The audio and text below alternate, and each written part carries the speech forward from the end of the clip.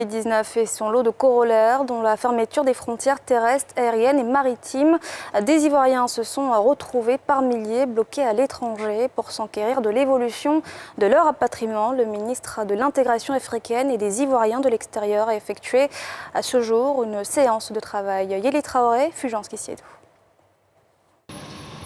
C'est en cette fin de matinée que le ministre Albert Flindé et sa délégation sont arrivés dans les locaux de la Direction générale des Ivoiriens de l'étranger. Cette visite avait 2 points à son ordre du jour. Prendre connaissance des réalités de cette direction dans sa gestion quotidienne de la diaspora et s'assurer de sa capacité à répondre aux besoins des Ivoiriens bloqués à l'extérieur du fait de la maladie à coronavirus.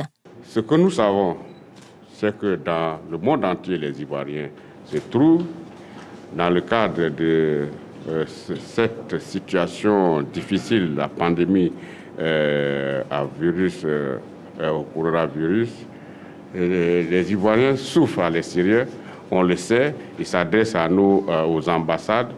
Mais ce qu'on sait, c'est que depuis que les frontières ont été fermées, nous sommes à 858, d'après les informations que j'ai reçues, dont 145 hier. Des Ivoiriens qu'on a pris en charge, les Ivoiriens que la Direction générale des Ivoiriens de l'extérieur a pris en charge, a aidé à prendre en charge.